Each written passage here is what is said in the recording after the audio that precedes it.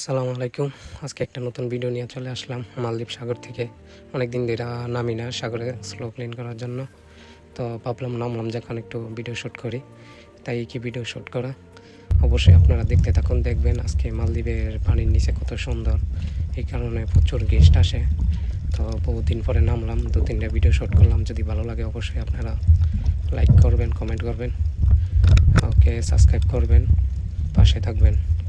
অবশ্যই ভিডিওটা ভালো লাগলে কমেন্ট বক্সে জানাবেন।